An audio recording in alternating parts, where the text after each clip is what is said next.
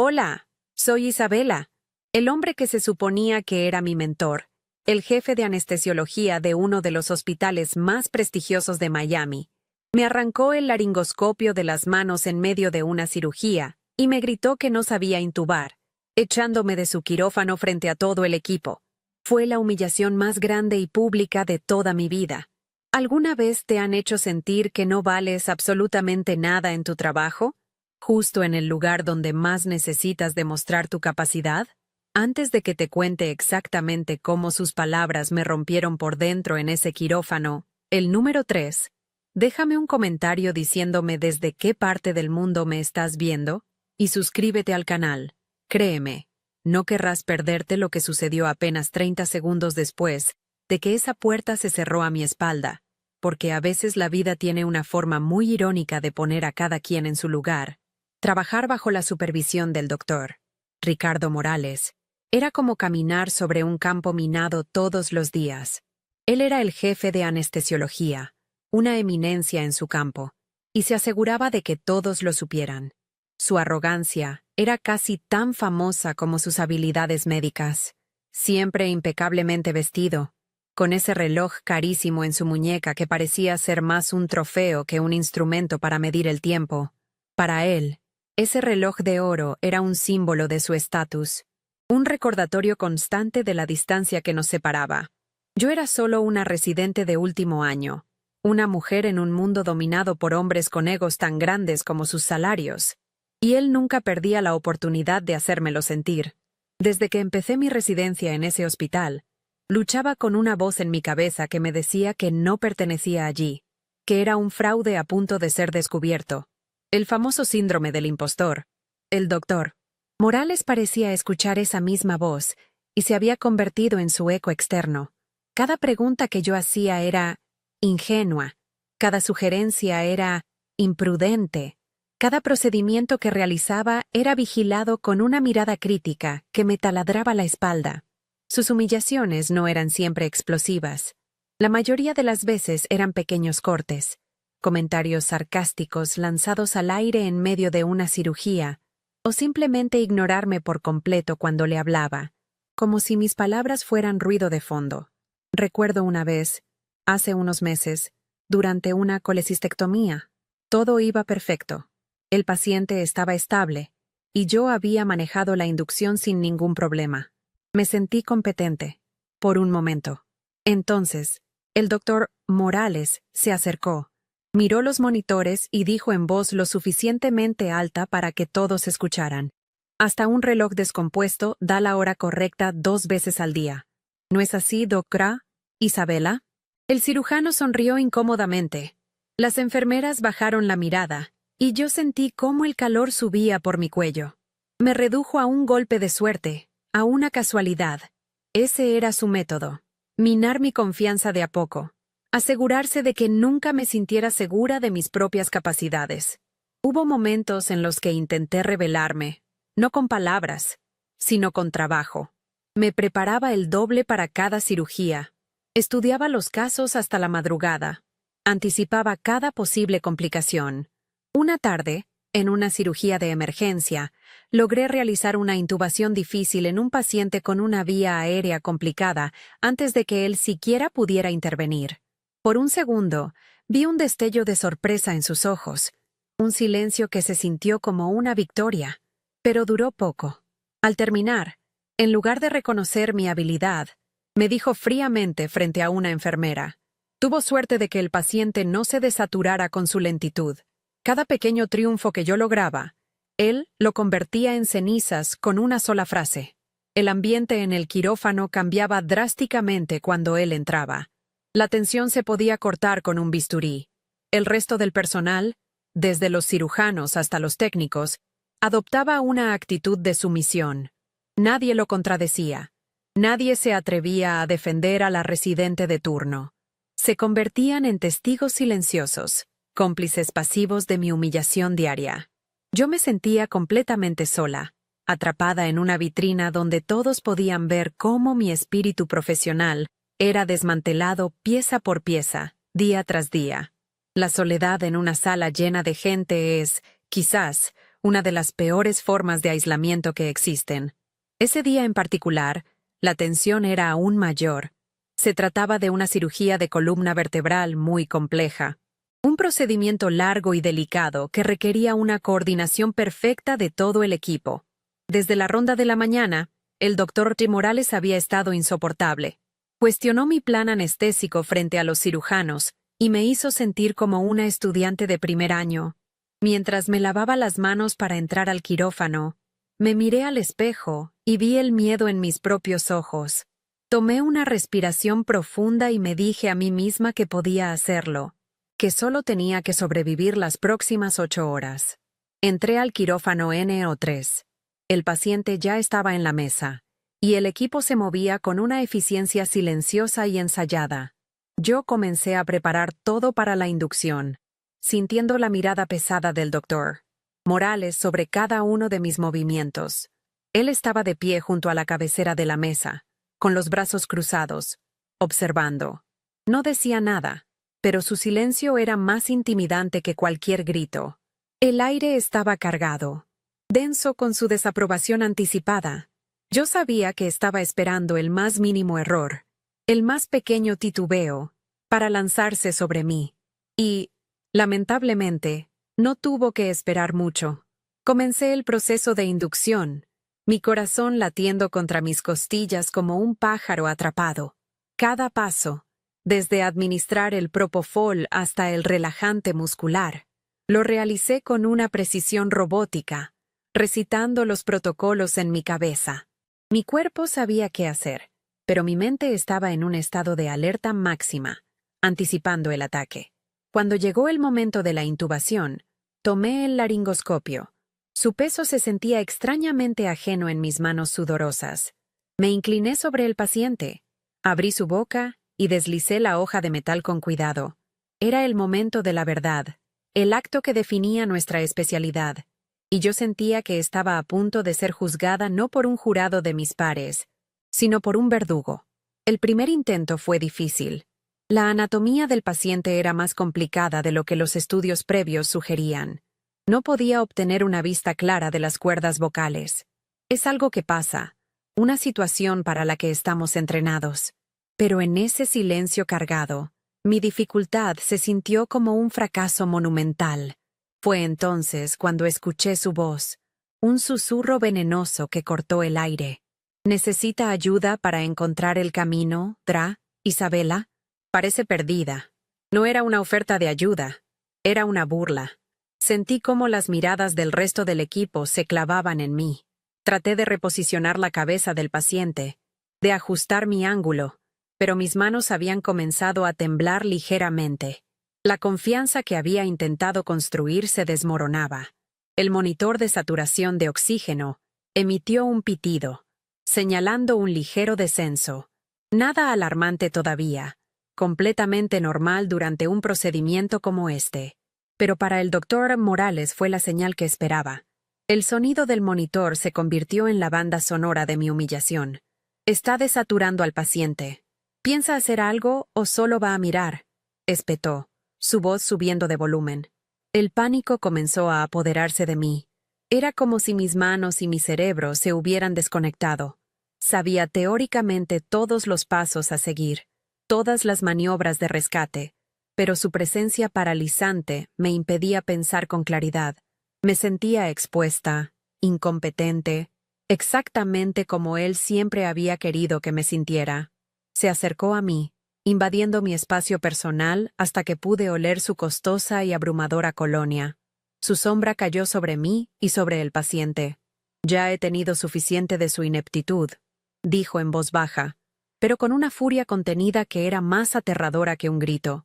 Recordé vívidamente a otro residente, meses atrás, que había sido objeto de un ataque similar y que, semanas después, había solicitado su traslado a otro hospital, con la reputación hecha trizas.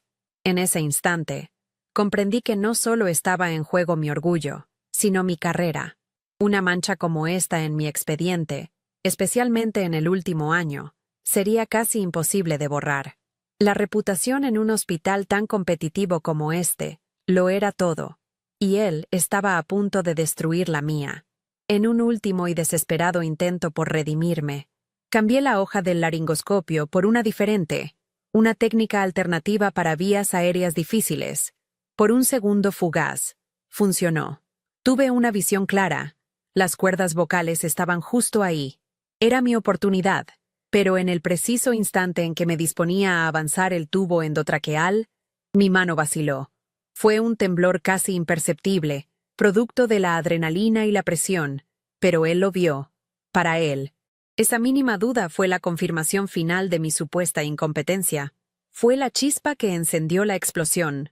No hubo más contención, solo furia desatada. No sabes intubar. Sus palabras resonaron en el quirófano como un disparo. El grito fue tan repentino y violento que me hizo retroceder físicamente.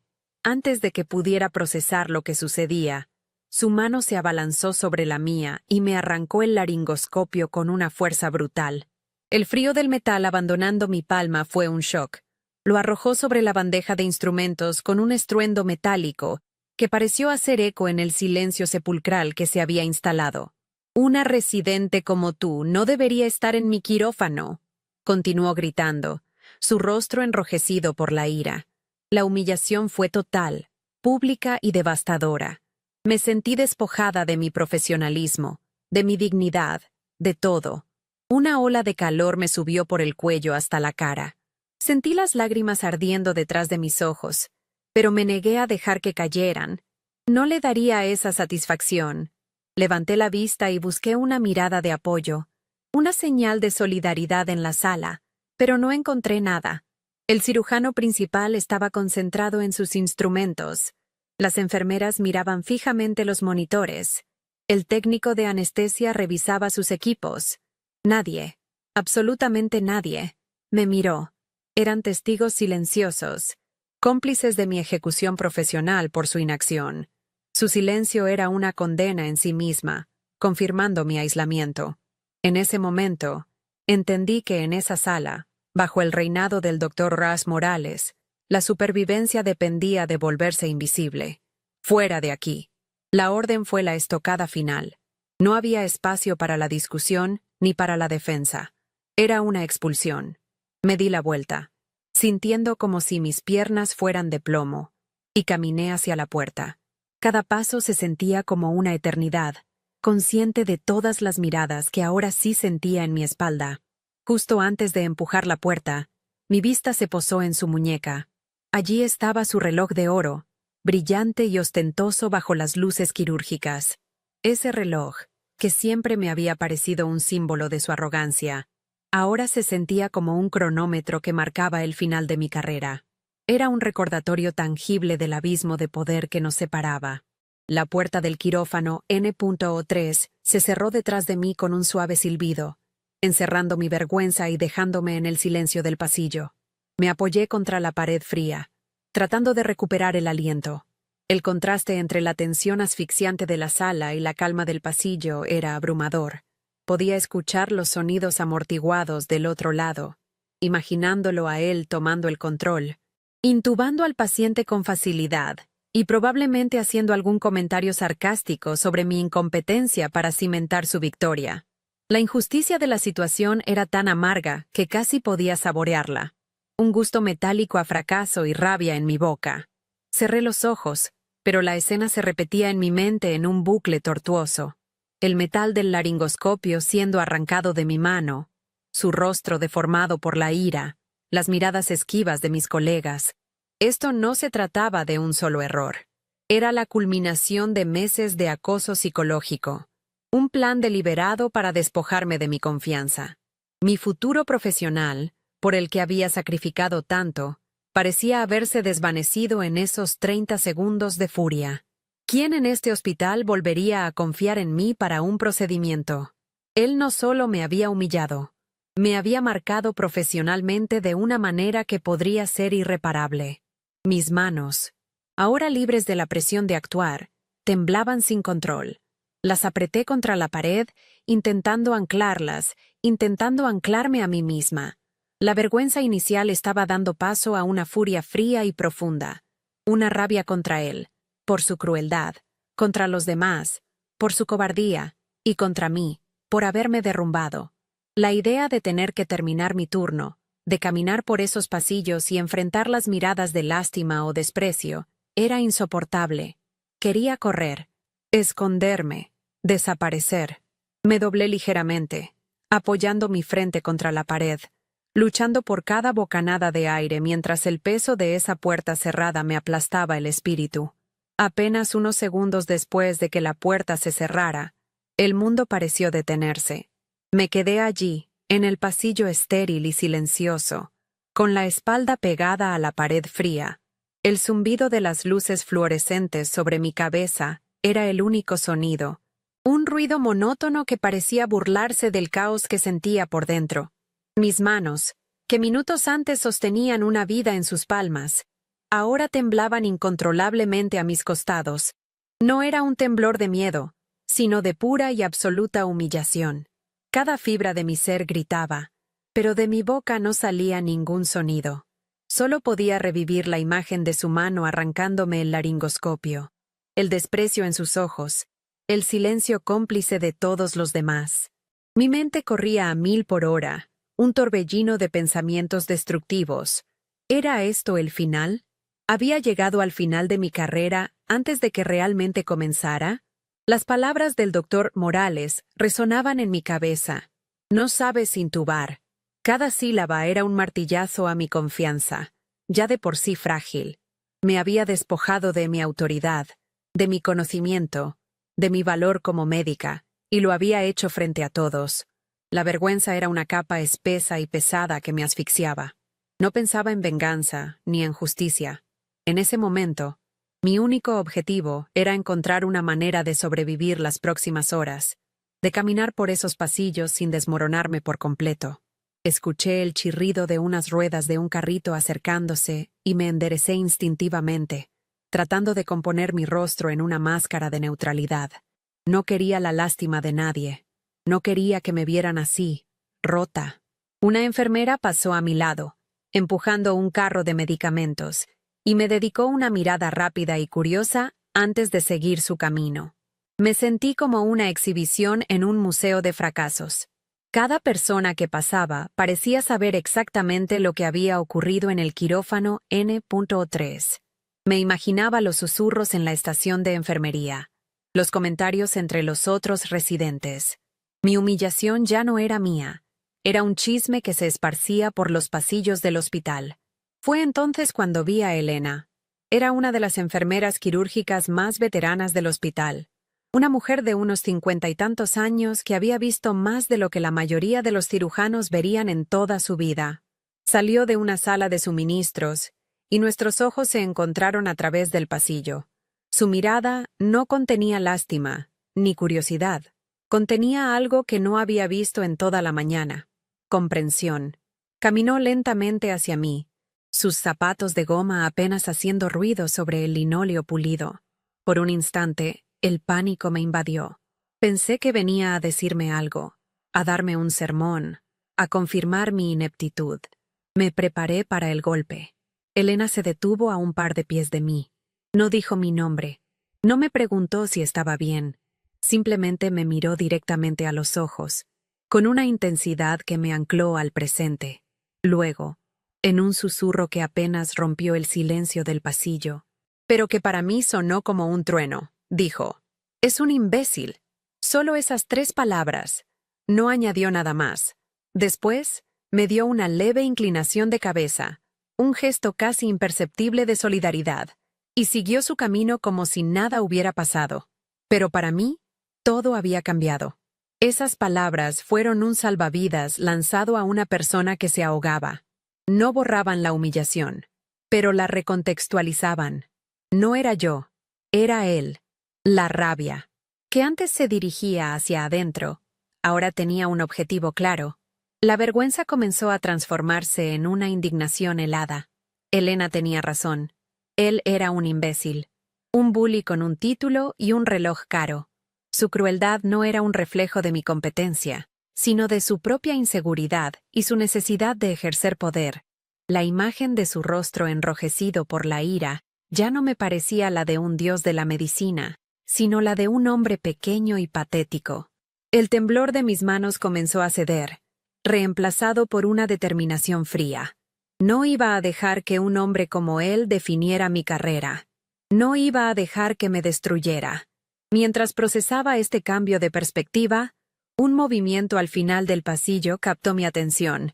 Vi a un par de enfermeras y a un técnico moverse con una urgencia contenida hacia el área de procedimientos pediátricos. Hablaban en voz baja, pero sus gestos eran tensos. Recordé haber oído más temprano que un paciente VIP estaba programado para un procedimiento menor esa tarde en esa misma área. No le di mayor importancia en ese momento. Era algo común en un hospital de este calibre. Pero ahora, la atmósfera de preocupación que emanaba de esa dirección me puso en alerta. Era una corriente subterránea de ansiedad en el flujo normal del hospital. Tomé una respiración profunda, la primera que se sentía completa desde que salí del quirófano. Mi decisión estaba tomada. No me escondería en el cuarto de descanso. No pediría irme a casa. Iba a terminar mi turno. Iba a caminar por esos pasillos con la cabeza en alto. Si alguien me miraba, le devolvería la mirada. No le daría al doctor Morales la satisfacción de verme huir. Mi presencia sería un acto de desafío silencioso. Me despegué de la pared y comencé a caminar, no hacia la salida, sino hacia la unidad de cuidados post-anestesia, mi siguiente rotación del día. Cada paso se sentía más firme que el anterior. Mientras caminaba, el ambiente del hospital parecía cambiar. El ritmo habitual de pitidos y anuncios por el altavoz se sentía diferente, más agudo. Era como la calma antes de una tormenta. Podía sentir una tensión colectiva que no tenía nada que ver conmigo. Era algo más grande, más inminente. Fue entonces cuando escuché un sonido distinto, una serie de pitidos rápidos y agudos que provenían de la dirección del ala pediátrica. Era una alarma de monitor. Una de esas que indican un cambio crítico en los signos vitales de un paciente. Mi instinto se activó, mi mente cambiando inmediatamente del modo de víctima al de médica. Y entonces, sucedió. Un sonido estridente y penetrante cortó el aire, resonando por todo el piso. No era una alarma de monitor, era la alarma de código azul. Fuerte, inconfundible y aterradora. El llamado de emergencia que significaba que el corazón de alguien se había detenido o había dejado de respirar. Las luces de emergencia en el techo comenzaron a parpadear, bañando el pasillo en destellos azules intermitentes, y el anuncio por el altavoz confirmó mi peor temor, con una voz metálica y urgente que me heló la sangre. Código azul. Quirófano pediátrico. Código azul. Quirófano pediátrico. El lugar exacto de donde venía la tensión. El lugar exacto donde estaba el paciente VIP. El caos se desató en un instante. El código azul no era una sugerencia. Era una orden universal que ponía en marcha una coreografía frenética y precisa. Las puertas se abrieron de golpe. Enfermeras y médicos salieron corriendo de las habitaciones, sus rostros tensos y concentrados. El sonido de un carro de reanimación, con sus ruedas chirriantes y el tintineo de los medicamentos, se acercaba a toda velocidad por el pasillo. Mi cuerpo reaccionó antes que mi mente. Años de entrenamiento se apoderaron de mí, borrando por un segundo el recuerdo de mi humillación. Mi corazón se aceleró, no por el pánico, sino por la adrenalina. Me convertí en lo que era, una médica. Me moví instintivamente hacia el origen del caos, hacia la alarma que seguía sonando con una urgencia implacable. El destello de las luces azules intermitentes bañaba las paredes blancas del pasillo, creando una atmósfera surrealista y de pesadilla. A medida que me acercaba, podía escuchar fragmentos de conversaciones, voces tensas que gritaban órdenes y pedían equipos. Necesito un laringoscopio pediátrico. Preparen la epinefrina. Saturación en descenso. Cada frase era un golpe de martillo que aumentaba la presión en el aire. No era un espectador. Sentía cada palabra como si estuviera dirigida a mí, como si mi lugar estuviera allí dentro, en el centro de la tormenta. Llegué al umbral del área quirúrgica pediátrica y me detuve, sin atreverme a cruzar la línea invisible. A través del cristal de la puerta, la escena era de un pánico controlado. Un pequeño cuerpo yacía en la mesa de operaciones, rodeado por un enjambre de batas verdes y azules. Podía ver a un residente de pediatría intentando ventilar al niño con una mascarilla, sus movimientos rápidos pero visiblemente nerviosos.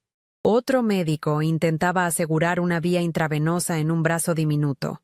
El monitor cardíaco emitía un pitido agudo y continuo, una línea casi plana que gritaba la proximidad de la muerte. La sensación de impotencia que emanaba de esa sala era tan densa que casi podía tocarla. Y entonces lo vi. Apartado del epicentro de la acción, de espaldas a la pared, estaba el doctor, Ricardo Morales. Pero no era el hombre que yo conocía. El aura de arrogancia y poder se había desvanecido por completo, reemplazada por una fragilidad que era casi impactante. Estaba pálido como el papel, con la mirada perdida en la escena, sus manos apretadas en puños a los costados.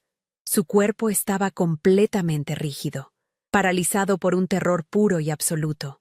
No era un jefe de departamento, era un espectador impotente, un hombre viendo cómo su mundo se desmoronaba frente a sus ojos. Su costoso reloj de oro, que antes brillaba con autoridad, ahora parecía un grillete inútil en su muñeca.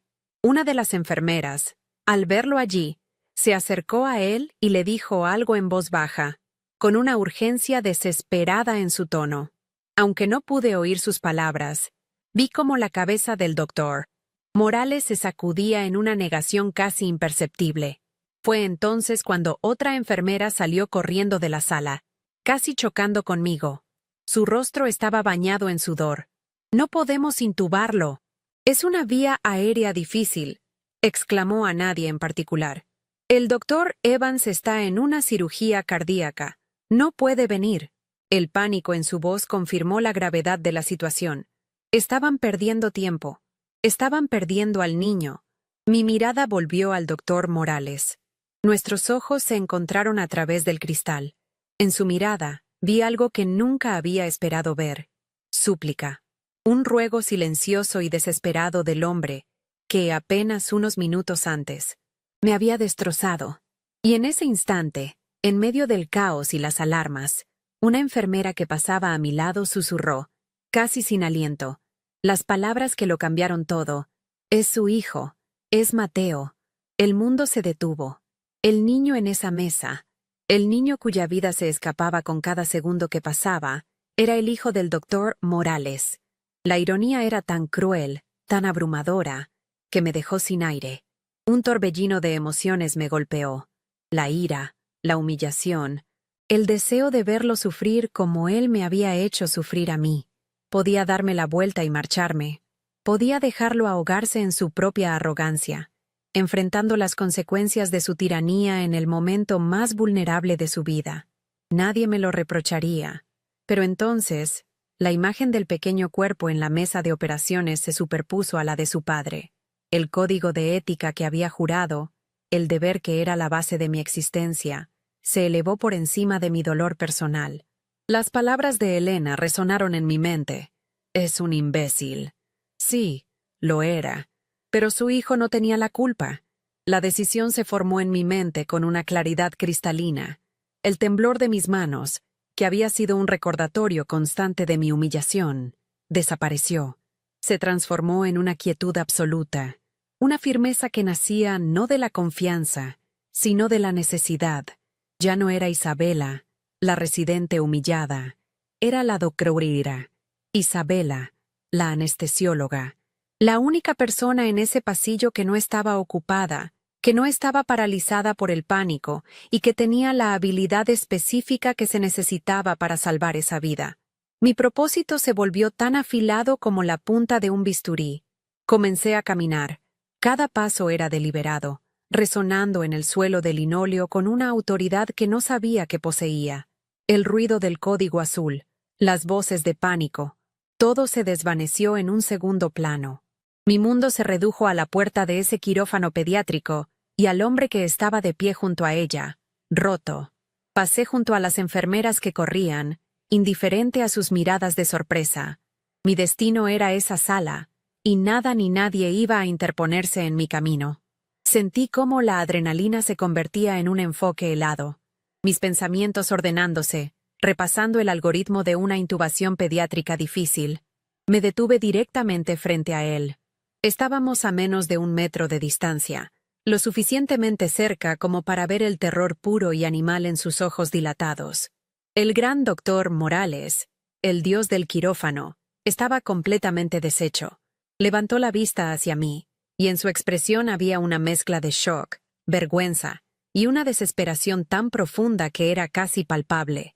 No había arrogancia, no había desprecio, solo había un padre aterrorizado, y frente a él estaba yo, la mujer a la que había declarado incompetente, convertida en su única y última esperanza. El tiempo pareció congelarse en ese instante, suspendido en el silencio de nuestras miradas. No le respondí con palabras. El tiempo para eso había pasado. Simplemente lo miré, dejando que el silencio entre nosotros se estirara, cargado con el peso de la humillación que me había infligido y la desesperación que ahora lo consumía. El sonido de la alarma de código azul era un metrónomo implacable que marcaba los segundos de la vida de su hijo. Rompí el contacto visual, di un paso hacia la puerta y, sin volver a mirarlo, pronuncié las palabras que sellaron su derrota y mi renacimiento. «Hágase a un lado, doctor», dije. Mi voz era baja, fría y absolutamente inquebrantable. «Yo me encargo». No esperé su respuesta. Vi por el rabillo del ojo cómo su cuerpo, antes tan imponente, pareció encogerse, y con un asentimiento casi imperceptible, se apartó de la puerta, cediéndome el paso. Empujé la puerta y entré en el epicentro del pánico. La escena era peor de lo que había imaginado. El residente de pediatría, un joven al que apenas conocía, estaba sudando profusamente mientras intentaba sin éxito ventilar al niño con una mascarilla. El pecho de Mateo apenas se movía.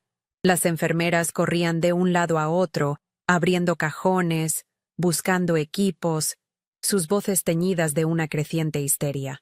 El monitor seguía con su chillido agudo, mostrando una saturación de oxígeno peligrosamente baja y una frecuencia cardíaca en caída libre.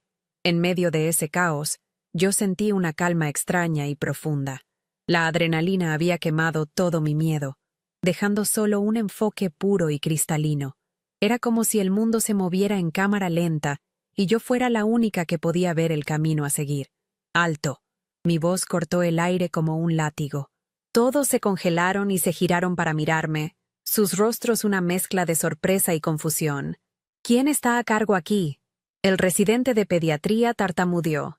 Yo lo estoy, pero no puedo». Lo interrumpí, pero sin la crueldad de Morales, sino con la autoridad de la necesidad. «Ahora yo estoy a cargo. Necesito una hoja de laringoscopio Miller 0 y un tubo endotraqueal de 3.5 sin manguito, ahora mismo. Preparen atropina y epinefrina». «¿Cuál fue la última dosis de sedante que recibió?». Mis órdenes fueron rápidas, precisas y no dejaban lugar a dudas. El equipo, desesperado por un liderazgo, comenzó a moverse con un nuevo propósito, obedeciendo mis instrucciones sin dudarlo. Fue entonces cuando sentí una presencia a mi lado. Era Elena. La enfermera veterana no dijo una palabra. Simplemente se posicionó a mi derecha, con los ojos fijos en mí, anticipando cada una de mis necesidades. Cuando pedí el laringoscopio, ya lo tenía en su mano, listo para dármelo. Cuando mencioné el tubo, ya lo estaba preparando. Su calma era un ancla en medio de la tormenta, un respaldo silencioso que me dio aún más fuerza. Me pasó el laringoscopio y nuestras miradas se cruzaron por una fracción de segundo. En sus ojos vi un respeto tan profundo y absoluto que borró por completo el desprecio que había visto en los de Morales. Asintió levemente, un gesto que decía: «Tú puedes hacer esto. Estamos contigo». Tomé el laringoscopio en mi mano izquierda. El frío del metal era familiar, pero esta vez se sentía diferente. No era el arma de mi humillación, sino la herramienta de mi propósito. Mis manos, las mismas que temblaban incontrolablemente en el pasillo, ahora estaban tan firmes como la roca. Cada duda, cada susurro del síndrome del impostor, se había evaporado. Me incliné sobre el pequeño cuerpo de Mateo. mi mente repasando cada paso del procedimiento con una velocidad y claridad asombrosas. Todo el ruido del exterior se desvaneció. Solo existíamos el niño, mis manos y la tarea que tenía por delante. Era el momento de la verdad, no para demostrarle nada a nadie, sino para honrar mi juramento.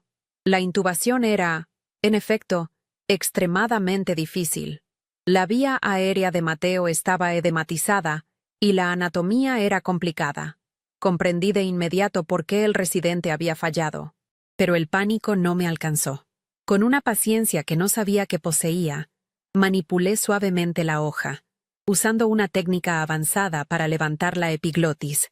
Mi muñeca se movió con una precisión milimétrica, un baile aprendido a través de miles de horas de estudio y práctica.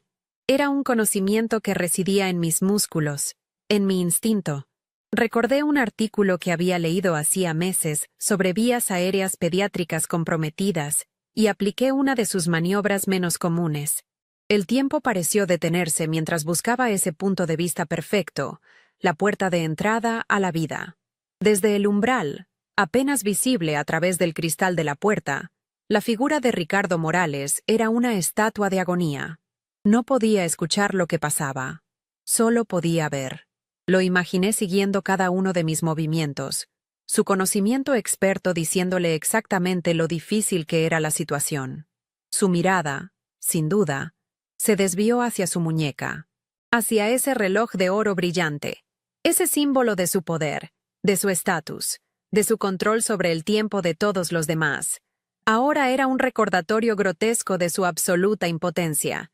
Cada tic-tac del segundero era una eternidad. Un segundo más cerca de perder lo único que realmente importaba. El reloj no podía comprarle a su hijo ni un solo aliento más. Y entonces, lo vi. Un destello de blanco perlado. Las cuerdas vocales. Estaban allí, visibles por una fracción de segundo. No había tiempo para dudar. Con mi mano derecha, deslicé el tubo endotraqueal con una suavidad y una certeza que me sorprendieron incluso a mí misma. Sentí la sutil resistencia cuando pasó a través de las cuerdas. El momento exacto en que entró en la tráquea.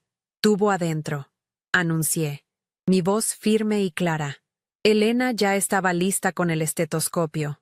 Conecté la bolsa de ventilación y comencé a apretarla suavemente, insuflando aire, insuflando vida, en los pulmones del niño. El silencio en la sala fue roto por el sonido más hermoso del mundo. El murmullo del aire llenando ambos campos pulmonares. Elena auscultó y asintió con una sonrisa de alivio. Buena entrada de aire bilateral, confirmó. Casi al mismo tiempo, el sonido del monitor cardíaco cambió.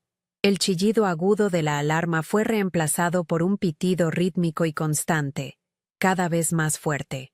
La línea en la pantalla comenzó a dibujar ondas regulares, y la cifra de la saturación de oxígeno, que había caído a niveles críticos, comenzó a subir. 75, 82, 90, 95. El color rosado comenzó a volver a las mejillas y los labios de Mateo. La tensión en la sala se rompió como un dique, reemplazada por una ola colectiva de alivio que era casi palpable. Me erguí y miré a mi alrededor. El joven residente me miraba con una mezcla de asombro y gratitud que nunca olvidaré. Las enfermeras, que antes corrían en pánico, ahora trabajaban con una eficiencia tranquila, administrando los medicamentos que yo había ordenado. Había restaurado el orden a partir del caos, no con gritos ni arrogancia, sino con competencia pura y dura. En ese momento, en ese pequeño quirófano pediátrico, me gané un respeto que ningún título o recomendación podría haberme dado jamás. Me lo gané con mis propias manos, con mi propio conocimiento, en el momento de mayor presión imaginable. Retiré los guantes y los dejé caer en el contenedor de residuos con un gesto final y deliberado. Mi trabajo allí había terminado. Me di la vuelta y mi mirada se encontró una vez más con la de Ricardo Morales a través del cristal. Ya no había pánico en sus ojos. Tampoco había arrogancia. Lo que vi fue algo mucho más complejo. Una mezcla de vergüenza, gratitud y una derrota tan absoluta que lo había vaciado por completo. El hombre que me había gritado que no sabía intubar acababa de presenciar cómo esa misma habilidad, en mis manos, le había devuelto a su hijo. No dijimos nada. No era necesario. En el silencio de esa mirada, todo había sido dicho. La balanza de poder se había inclinado, no por venganza, sino por justicia poética. Salí del quirófano pediátrico y caminé por el pasillo, que ahora parecía extrañamente silencioso. El eco de la alarma de código azul todavía zumbaba en mis oídos, pero la adrenalina que me había mantenido en pie comenzaba a desvanecerse, dejando tras de sí un agotamiento profundo, no solo físico, sino del alma. Cada paso se sentía pesado. No me sentía como una heroína, ni sentía el dulce sabor de la venganza. Solo sentía el inmenso peso de lo que acababa de suceder. La imagen del rostro destrozado de Ricardo Morales, observándome a través del cristal, estaba grabada a fuego en mi mente. Esa imagen era más elocuente que cualquier palabra, más definitiva que cualquier disculpa que jamás pudiera ofrecer. La noticia, como era de esperar en un hospital, se extendió más rápido que una infección. Pero esta vez, los susurros no eran sobre mi supuesta incompetencia. Al caminar hacia la estación de enfermería para completar mi informe, las miradas que recibí eran diferentes. Ya no había lástima ni curiosidad morbosa. Había asombro, respeto. Varias enfermeras que antes apenas me dirigían la palabra, ahora asentían con la cabeza al pasar. Elena estaba allí, organizando unos expedientes. Cuando levantó la vista y me vio, una pequeña sonrisa se dibujó en su rostro. Se acercó y, sin decir una palabra, me puso una mano en el hombro. Ese simple gesto, firme y cálido, fue el reconocimiento más grande que podría haber recibido. Significaba, lo vimos, lo sabemos. Al día siguiente, mientras tomaba un café en la cafetería antes de mi turno, él se acercó. Ricardo Morales parecía haber envejecido 10 años en una noche. Las líneas de su rostro eran más profundas. Su postura, antes tan erguida y dominante, ahora estaba ligeramente encorvada. Se detuvo frente a mi mesa, sin atreverse a sentarse. Durante un largo segundo, solo miró la taza de café en mis manos, como si buscara las palabras. Finalmente, levantó la vista, y sus ojos, por primera vez, no contenían ni una pizca de arrogancia. «Mateo está estable», dijo. Su voz era un murmullo ronco. «Los pediatras dicen que le salvaste la vida. Gracias, Isabela». Pronunció mi nombre como si fuera la primera vez que lo decía de verdad. No hubo disculpas por lo del quirófano. No era necesario. Su gratitud era su confesión. En las semanas que siguieron, noté un cambio sutil pero profundo en él. El doctor, Ricardo Morales, ya no era el tirano del departamento de anestesiología. Su voz ya no retumbaba en los pasillos, sus críticas ya no eran públicas ni venenosas. Se volvió más reservado, más observador. Y un día, lo noté. Su muñeca estaba desnuda. El ostentoso reloj de oro, ese símbolo de su poder y estatus que tanto me había intimidado, había desaparecido. Nunca más se lo volví a ver. Era como si, al mirar ese reloj mientras la vida de su hijo pendía de un hilo, finalmente hubiera entendido su inutilidad. Había aprendido de la manera más brutal que el tiempo no se puede comprar ni controlar, y que la verdadera valía no brilla en la muñeca, sino en las manos. Las consecuencias profesionales para mí fueron inmediatas y abrumadoras. Una semana después del incidente, fui llamada a la oficina del director del hospital. Esperaba una conversación incómoda, quizás una reprimenda por haber tomado el control sin autorización. En cambio, me encontré con el jefe de cirugía y el propio director, quienes me ofrecieron una disculpa en nombre del hospital por el ambiente de trabajo inaceptable que había tenido que soportar. Luego, me ofrecieron una plaza asegurada en el programa de Fellowship de Anestesia Cardiotorácica, el más competitivo del país, para cuando terminara mi residencia. Mi reputación ya no estaba en duda. Se había forjado en el fuego de la crisis más intensa posible. Para el doctor Morales, las consecuencias fueron más silenciosas pero igualmente definitivas. Aunque conservó su puesto como jefe de departamento, su autoridad moral se había evaporado. Todo el personal del quirófano había sido testigo de su colapso y de mi intervención.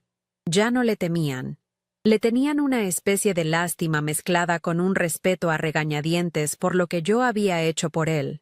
Su poder ya no se basaba en la intimidación, sino en la deuda silenciosa que tenía conmigo y con todos los que presenciaron su momento de mayor vulnerabilidad. Se convirtió en una figura disminuida, un recordatorio andante de que la arrogancia es el castillo más frágil de todos. Un mes más tarde, me asignaron de nuevo al quirófano N.3. Al entrar en esa sala, el lugar de mi mayor humillación, sentí un escalofrío. Pero cuando tomé el laringoscopio para intubar al paciente, mis manos estaban completamente firmes. No había temblor, no había duda. La voz en mi cabeza que me decía que era un fraude. Esa voz que durante tanto tiempo había sonado exactamente como la del doctor Morales. Finalmente se había callado. Miré los monitores, escuché los pitidos rítmicos y estables, y sentí una calma profunda. Ya no necesitaba la validación de nadie. Mi confianza ya no era un préstamo de la opinión de otros, sino un activo que me había ganado a pulso. Elena y yo nos hicimos buenas amigas. A menudo tomábamos café juntas, y ella, con su sabiduría tranquila, se convirtió en una especie de mentora para mí. Un día, mientras recordábamos aquel suceso, me dijo: «Nunca se trató de si podías hacerlo, Isabela. Siempre se trató de cuándo te darías cuenta de que podías». Sus palabras resumieron perfectamente mi viaje. La humillación no me había destruido. Me había obligado a encontrar una fuerza que no sabía que poseía. Me enseñó que la verdadera competencia no necesita gritar para ser escuchada. A veces, su voz más poderosa es el silencio de un trabajo bien hecho bajo una presión insoportable. Hoy, cuando camino por los pasillos de este hospital, ya no bajo la mirada. Saludo a mis colegas con una confianza tranquila. A veces me cruzo con Ricardo Morales. No hablamos mucho, pero siempre hay un intercambio de miradas. En la suya, veo el recuerdo permanente de una deuda impagable. En la mía, espero que vea a una profesional que encontró su valor no a pesar de la humillación que sufrió, sino gracias a ella. No gané una batalla contra él. Gané una batalla contra mí misma. Y esa es la única victoria que realmente importa. Mi nombre es Isabela. Y finalmente, sé con certeza que pertenezco a este lugar. Lo que viví en ese pasillo, entre el eco de mi humillación y el sonido de esa alarma, me enseñó la lección más importante de mi vida, una que va más allá de cualquier libro de medicina. Me enseñó que la respuesta más poderosa a la humillación no es una confrontación, no son las palabras ni la venganza, es la competencia. Cuando alguien intenta hacerte sentir pequeño, cuando intentan convencerte de que no vales nada, la única réplica que realmente importa es demostrar, en el momento crucial, que estaban equivocados. No para ellos, sino para ti.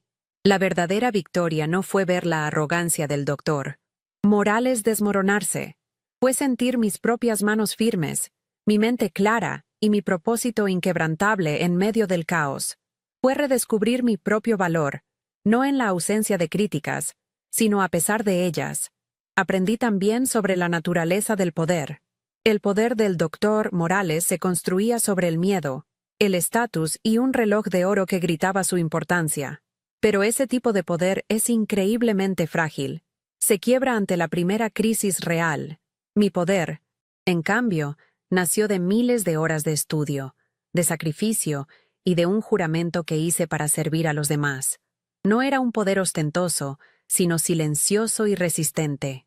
En el momento en que la vida de su hijo pendía de un hilo, su estatus se volvió irrelevante. Su reloj no podía comprarle ni un segundo más. Mi habilidad, esa misma que él despreciaba, se convirtió en lo único que importaba en el universo. La verdadera autoridad no te la da un título, te la ganas en la arena, cuando las luces se apagan y solo queda tu capacidad. Ese día, la voz en mi cabeza, esa que me susurraba constantemente que yo era un fraude, finalmente se cayó para siempre. Durante años, Esa voz había tenido el tono exacto del doctor Morales. Cada vez que dudaba de mí misma, escuchaba sus críticas, sus burlas, su desprecio. Pero cuando me enfrenté a esa crisis, cuando tuve que actuar o dejar morir a un niño, no hubo tiempo para dudar. Solo hubo tiempo para ser la médica que había trabajado tan duro para convertirme. Al salvar a Mateo, no solo le demostré a él de lo que era capaz, me lo demostré a mí misma de una manera tan definitiva que ninguna duda podría volver a echar raíces en mi mente. La validación más importante no viene de afuera, viene del conocimiento interno y probado de tu propia fuerza. Pienso a menudo en el simbolismo de todo aquello. El laringoscopio, el instrumento de mi humillación pública, se convirtió en la herramienta de mi redención y de la salvación de una vida. Fue como si el destino me hubiera devuelto la misma arma que se usó en mi contra, dándome la oportunidad de redefinir su significado. Y su reloj, ese brillante y pesado recordatorio de la distancia que nos separaba, se transformó en un simple trozo de metal inútil, un cronómetro que marcaba su impotencia. Esta experiencia me enseñó que los objetos solo tienen el poder que nosotros les damos. Un título, un uniforme, un objeto de lujo, no son nada sin la integridad, la habilidad y el carácter de la persona que los porta. Al final, lo único que realmente posees es lo que sabes hacer con tus propias manos. También entendí el inmenso valor de un aliado silencioso. En mi momento más bajo, apoyada contra esa pared fría, sintiéndome completamente sola, las 3 simples palabras de Elena, «Es un imbécil», fueron un ancla. No resolvieron mi problema, no borraron la humillación, pero me recordaron que no estaba loca. Me devolvieron la perspectiva y transformaron mi vergüenza en una indignación justa. A veces, todo lo que necesitamos es que una persona nos confirme que lo que estamos viviendo es real e injusto. Ese pequeño gesto de solidaridad puede ser el combustible que necesitas para no rendirte. Si alguna vez ves a alguien en esa situación, sé esa persona. Sé la Elena en la historia de alguien más. Nunca subestimes el poder de un simple acto de apoyo. La famosa gota que derramó el vaso no fue solo la que él derramó sobre mí con su grito en el quirófano. La vida tiene una forma irónica de equilibrar las cosas. La verdadera gota que colmó el vaso fue la crisis de su propio hijo, el momento en que su universo lo obligó a enfrentarse a las consecuencias de su arrogancia de la manera más brutal posible. El destino lo puso en una situación en la que la única persona que podía ayudarlo era la misma a la que había intentado destruir. No creo en el karma como una fuerza mística, pero sí creo que la forma en que tratas a las personas crea el mundo en el que vives. Él creó un entorno donde todos le temían, y en su hora de mayor necesidad, se encontró completamente solo y dependiente de la gracia de su víctima. Así que, si alguna vez te han hecho sentir como me sentí yo, si te han humillado, infravalorado o te han dicho que no eres suficiente, quiero que escuches esto. No gastes tu energía en planear una venganza. No te consumas en el odio. En lugar de eso, invierte toda esa energía en ti. Estudia más, practica más, prepárate más. Conviértete en alguien tan innegablemente bueno en lo que haces que tu competencia hable por sí misma. Porque llegará un día, quizás no tan dramático como el mío, pero llegará, en que las circunstancias pondrán a prueba a todos. Y en ese momento, los títulos, la arrogancia y las palabras vacías se desvanecerán, y solo quedará la habilidad. ¿Has vivido algo parecido? ¿Alguien ha intentado apagar tu luz solo para necesitarla después? Cuéntame tu historia en los comentarios. Me encantaría leerte. Y si esta historia te ha llegado, suscríbete al canal, porque juntos somos más fuertes.